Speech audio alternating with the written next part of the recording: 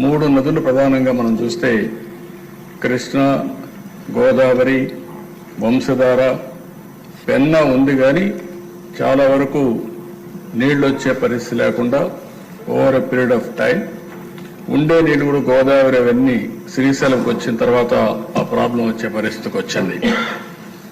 ఈరోజు మన రాష్ట్రానికి ఒక గేమ్ చేంజర్ పోలవరం. నేను అందుకే అనేక సందర్భాలు చెప్పాను, పోలవరం ఆంధ్రప్రదేశ్ రాష్ట్రానికి ఒక జీవనాడి, ఒక వెన్నెముక.